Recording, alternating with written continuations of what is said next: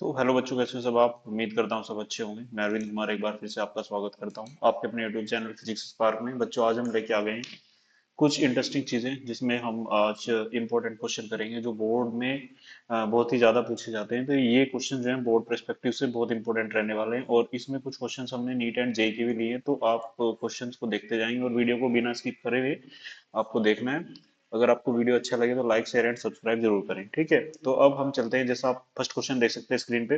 Find the electric field intensity due to a point charge of magnitude 10 microcoulomb at a point 10 centimetre apart. ये question है भाई, first question हमारा बच्चों, ठीक है।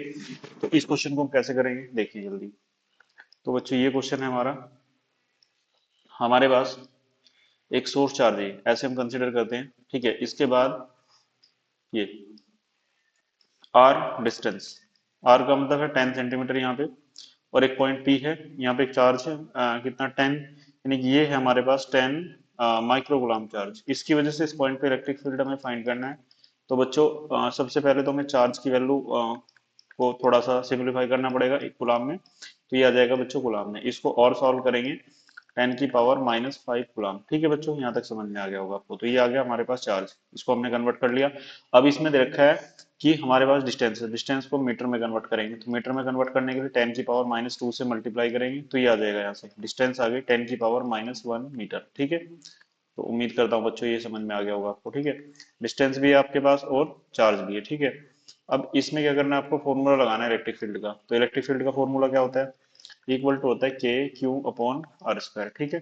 के की वैल्यू होती है बच्चों 9 × 10 की पावर 9, और क्यू हमें दे रखा है इन्होंने कितना 10 की power -5 upon r square. R की वैल्यू कितनी है 10 की पावर -1। यहाँ से इसको हम सॉल्व करेंगे तो आएगा 9 × 10 की पावर, ये 9 है प्लस की और ये -5 है, तो कितनी बचेगी 10 की पावर+4 डिवाइडेड बाई 10 की पावर-2। ये ऊपर चला जाएगा यहाँ से, तो यहाँ से इलेक्ट्रिक फील्ड आएगा हमारे पास कितना आ जाएगा बच्चों 9 × 10 की पावर 6, ठीक है। ये ऊपर जाके प्लस की हो जाएगी इतना न्यूटन पर कूलम, ठीक है।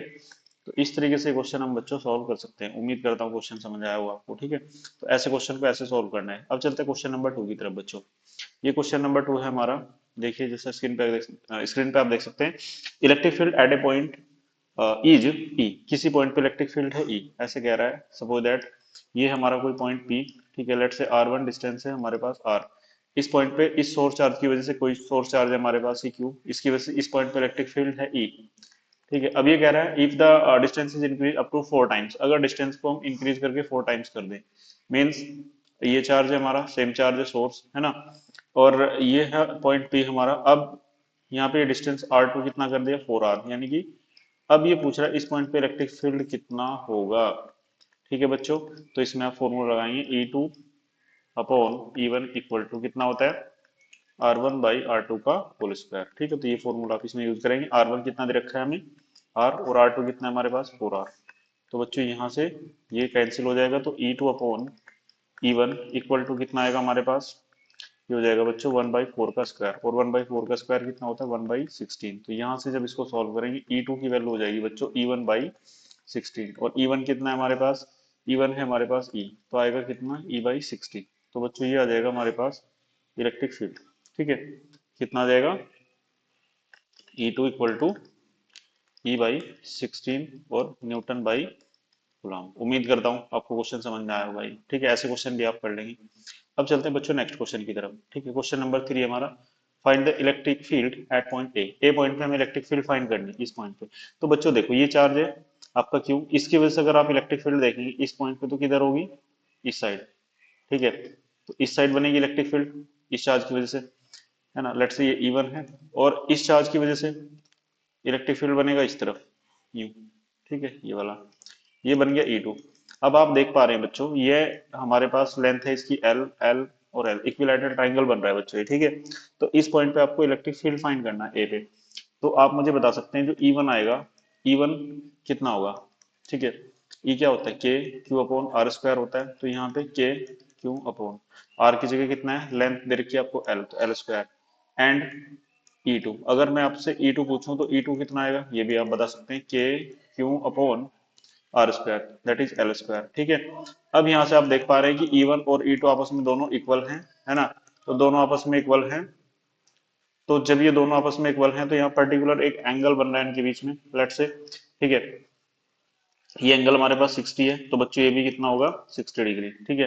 तो जब तो इसमें आप नेट इलेक्ट्रिक फील्ड फाइंड करने के लिए कौन सा फॉर्मूला लगाएंगे, ये फॉर्मूला आप इसमें लगाएंगे, E1 स्क्वायर, है ना, E2 स्क्वायर, और बच्चों 2 E1 E2 कॉस 60 डिग्री, ठीक है बच्चों। अब यहाँ से नेट इलेक्ट्रिक फील्ड आप फाइंड कर सकते हैं, देखिए जरा कितना आ जाएगा, देखिए E square plus E square, और ये हो जाएगा +2 E स्क्वायर, cos 60 की वैल्यू होती है 1/2, बच्चों ये कैंसिल हो जाएगा यहाँ से, तो ई नेट आपके पास कितना आ जाएगा, अंडर रूट, देखो ई स्क्वायर ये रहा, ई स्क्वायर ये, और ई स्क्वायर यहाँ बचेगा, कितना हो जाएगा 3E स्क्वायर, तो इसमें से कॉमन आ जाएगा ई अंडर रूट 3। और बच्चों नेट इलेक्ट्रिक फील्ड आपके पास कितना आएगा, ई की वैल्यू आपको पता है कितनी है, के क्यू, ठीक है, सॉरी, के क्यू अपॉन, ये हो जाएगा यहाँ पे एल स्क्वायर, और साथ में आएगा अंडर रूट 3। तो बच्चों इसका फाइनल आंसर आ जाएगा ये वाला, इतना न्यूटन बाई कूलम, ठीक है। उम्मीद करता हूँ ऐसा क्वेश्चन आप सॉल्व कर लेंगे, ठीक है। अब चलते हैं नेक्स्ट क्वेश्चन की तरफ बच्चों, ये पॉइंट है ए हमारा, इस पे भी हमें फील्ड फाइंड करनी है। अब आप देखिए इस चार्ज की वजह से इस पे इलेक्ट्रिक फील्ड किस तरफ होगा, ये वाला, है ना।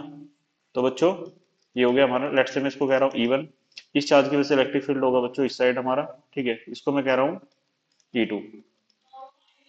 दोनों के बीच में कितना एंगल होगा यहाँ पे, 90 डिग्री। अगर देखो ये हमारे पास जो है, यहाँ से हम इसको देख पा रहे हैं, ठीक है। तो ये मैं लेंथ इसकी कंसिडर कर ले रहा हूँ यहाँ से यहाँ तक, जो है ये हम पूरा स्क्वायर टाइप की स्ट्रक्चर ले रहे हैं, ठीक है, क्या ले रहे हैं, पूरी प्रॉपर स्क्वायर टाइप की स्ट्रक्चर हम ले रहे हैं। तो एल यहाँ से यहाँ तक होगा, एल यहाँ से यहाँ तक, एल से एल, और ये एल यहाँ तक होगा। तो बच्चों E1 कितना आएगा, सेम वही आएगा, E1 हो जाएगा k q upon r square, r square का मतलब होता है एल स्क्वायर यहाँ पे, ठीक है। तो E2 कितना आएगा बच्चों, वो भी हमारे पास कितना आएगा, के क्यू अपॉन एल स्क्वायर आएगा, ठीक है।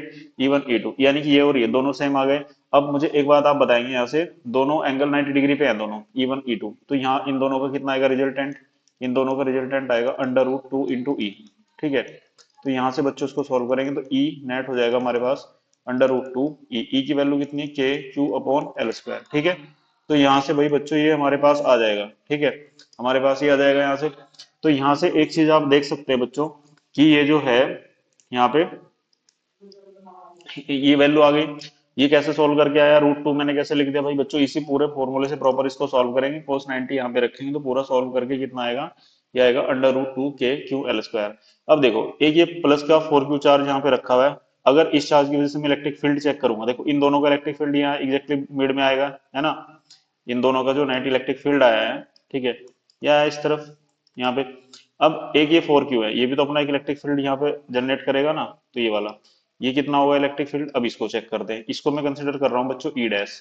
तो यहाँ से ई डैश कितना आएगा, क्या आप बता सकते हैं, ठीक है। तो यहाँ से बच्चों ई डैश आएगा हमारे पास के क्यू अपॉन, अब देखो एल ये, तो ये डिस्टेंस कितनी हो जाएगी, एल अंडर रूट 2 का होल स्क्वायर, तो ये हो जाएगा के क्यू, ठीक है, अपॉन 2L स्क्वायर, ठीक है।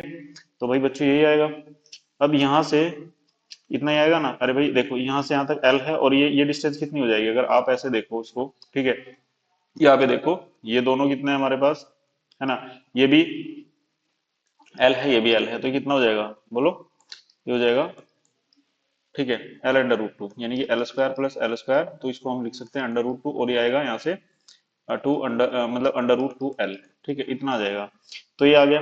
अब देखो ई डैश और ये वाला ई नेट दोनों सेम डायरेक्शन में है भाई, ऐसे देखो ना, ये ई डैश भी आ रहा है इधर, और इसके साथ एक ई नेट ये वाला, दोनों इसी तरफ आ रहे हैं।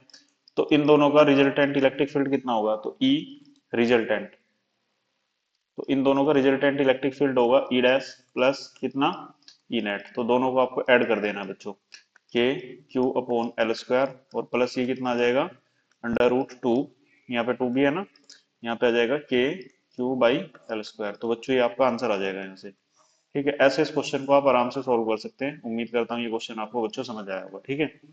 तो ये क्वेश्चन आप ऐसे सॉल्व कर पाएंगे, इंपॉर्टेंट क्वेश्चन ऐसे रहते हैं, तो इन क्वेश्चंस को आपको सॉल्व करना है, ठीक है।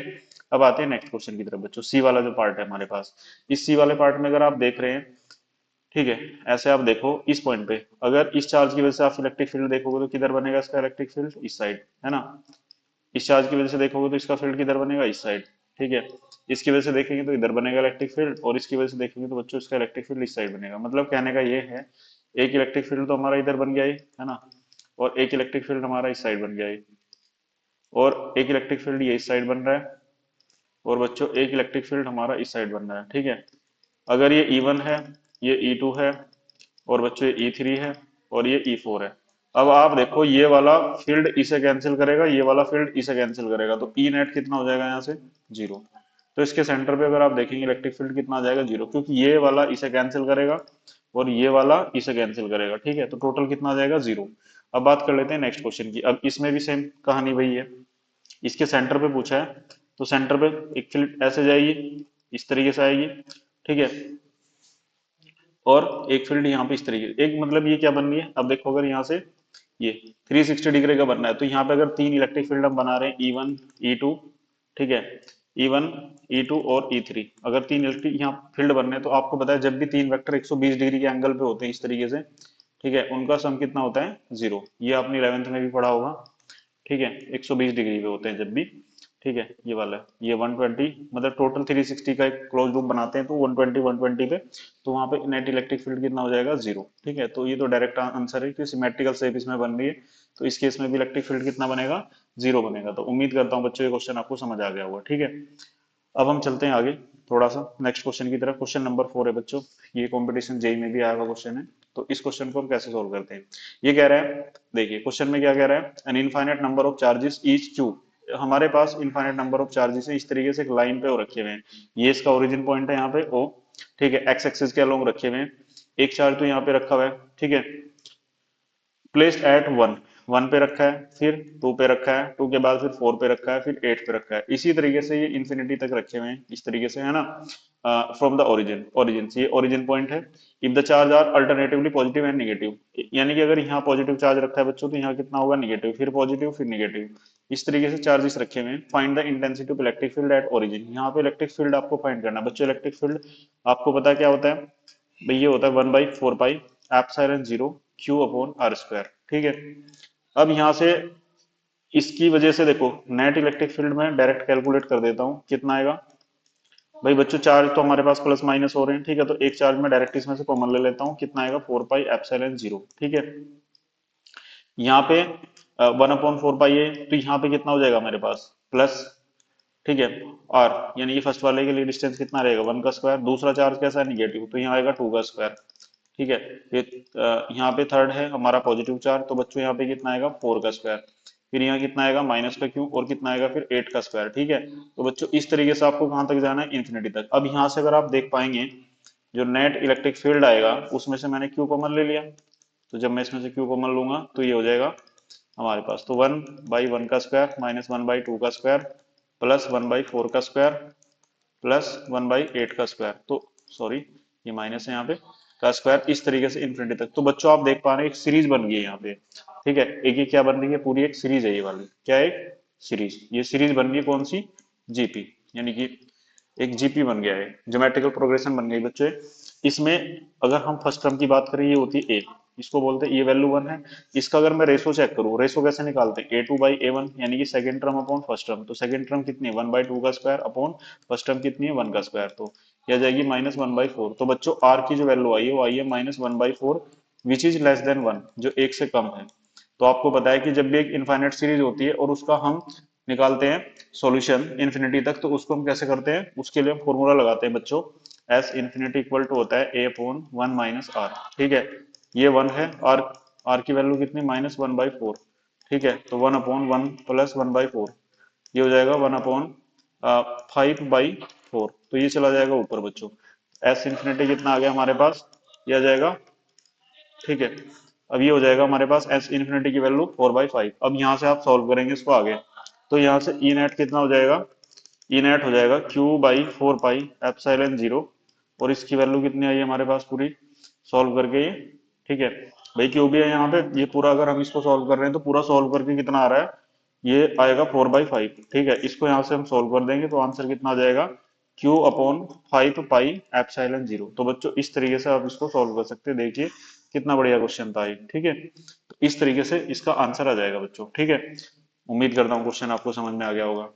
तो ऐसे क्वेश्चन भी यहाँ से देखने को मिलेंगे आपको। ठीक है, आप इसकी वैल्यू भी रख सकते हैं, ठीक है, उससे कोई प्रॉब्लम नहीं है। ठीक है, अब चलते हैं हम आगे। अब बच्चों नेक्स्ट क्वेश्चन की तरफ देखते हैं। ये कह रहा है क्वेश्चन हमारे पास में, ठीक है, ये कह रहा है an electron falls through a distance 1.5 centimeter in uniform electric field of 2 into 10 की power 4 volt newton per coulomb when the direction of electric field is reverse a proton falls in a through the same distance compare the distance in each case. मतलब ये कह रहा है कि जैसे हमारे पास में ये है एक इलेक्ट्रिक फील्ड, ठीक है, ऐसे समझते हैं। ठीक है, एक इलेक्ट्रिक फील्ड है ये वाली, जैसे मान लो अ, हमने ले लिया, ये ऊपर मैंने प्लस कर लिया इस तरीके से और नीचे मैंने माइनस कर लिया। ठीक है, इस तरीके से हमने ये, तो इसमें कह रहा है कि एक, जैसे ये कह रहा है कि इसमें 1.5 सेंटीमीटर तक, कितनी सेंटीमीटर तक, 1.5 सेंटीमीटर तक एक चार्ज पार्टिकल गिरता है। मान लो कोई ये चार्ज पार्टिकल इसमें गिर रहा है, ठीक है, इसको ले रहा है पहले इलेक्ट्रॉन। फिर ये कह रहा है अगर इस फील्ड को अलग मतलब रिवर्स कर दिया जाए, अब रिवर्स करेंगे तो फील्ड ऐसे हो जाएगी, तो इसको ऑपोजिट कर देना है। ठीक है, ऑपोजिट करने के केस में देखो मैं बता दे रहा हूँ इसमें क्या कंडीशन आएगी, इसमें कंडीशन क्या आएगी, इसमें कंडीशन ये आएगी भाई बच्चों कि हमारे पास में ये जो चार्ज है यहाँ तो प्रोटॉन गिरेगा है ना, और यहाँ क्या गिरेगा, इलेक्ट्रॉन। तो इलेक्ट्रॉन यहाँ ऐसे गिरेगा और ये इलेक्ट्रॉन यहाँ गिरेगा आके इस तरीके से, है ना, इस तरीके से फॉल होगा। वही कितना बता रहा है डिस्टेंस, ये 1.5 सेंटीमीटर। तो इसे पूछ रहा है कि दोनों में जो टाइम होगा वो कितना होगा। सपोज दैट यहाँ टाइम t1 लग रहा है, यहाँ पे टाइम कितना लग रहा है t2, दोनों का कंपेरिजन करना है। तो बच्चों आपने फॉर्मूला पढ़ा है, s इक्वल टू कितना होता है, ut plus half at square, है ना, ये मैंने पहले भी कराया था उसमें। तो बच्चों इनिशियल वेलोसिटी कितनी रहेगी, जीरो, तो plus half A T square. तो यहां से अगर मैं सोल्व करूंगा तो एस इक्वल टू ये होता है 1/2 q E t square upon m. ये मैंने उसमें पहले सॉल्व करके दे दिया था जब डेरिवेशन कराए थे लास्ट क्लास में, उसमें सब ये मैंने कराया हुआ है। एस की जगह मैं यूज करूंगा यहाँ पे, देखो एस तो चलो ठीक है कोई बात नहीं, यहाँ से आपको क्या 2sm इक्वल टू कितना हो जाएगा, क्यू ई टी स्क्वायर। तो यहाँ से अगर मैं बात करता हूँ t square equal to 2sm upon q E. ठीक है, अब इसे यहां से हमने क्या कर लिया, ये हमने इस तरीके से इसको कर लिया सोल्व। ठीक है, ये आ जाएगा। अब ये हो जाएगा T1। ठीक है, अब अगर मैं इसको बात करूं इलेक्ट्रॉन के लिए, तो इलेक्ट्रॉन के लिए कितना होगा ये 2sme अपॉन कितना हो जाएगा, Q of electron into electric field. Same electric field है दोनों के लिए। अगर प्रोटॉन के लिए मैं बात करूं तो बच्चों कितना आ जाएगा, 2smp अपॉन यहाँ पे आएगा QP और इंटू ई। ठीक है, तो बच्चों इन दोनों को आप कंपैरिजन करेंगे, कंपैरिजन कैसे होगा, इन दोनों को TE बाई TP कर लेंगे हम। ठीक है, इलेक्ट्रॉन और प्रोटॉन के लिए दोनों को हम सॉल्व करेंगे। 2sme अपॉन कितना है हमारे पास में, QE इंटू ई, और ये आएगा 2smp अपॉन कितना, QP इंटू, ठीक है, ई। तो यहाँ से इसको हम सॉल्व कर देंगे। तो इस तरीके से इसको जब सॉल्व करेंगे तो बच्चों कितना आएगा हमारे पास में, देखो यहाँ से कुछ कैंसिल हो रहा है, 2s से बच्चों ये 2s कैंसिल हो जाएगा, e से e कैंसिल हो जाएगा। ठीक है, तो कितना आ जाएगा हमारे पास, QP into m E upon ये कितना आएगा, यहाँ से आएगा QE इंटू एम पी। ठीक है, ये आ जाएगा। अब इसको सॉल्व करना है भाई बच्चों, आगे कैसे सॉल्व करेंगे इसको हम, इसको सॉल्व करने का तरीका है ये वाला।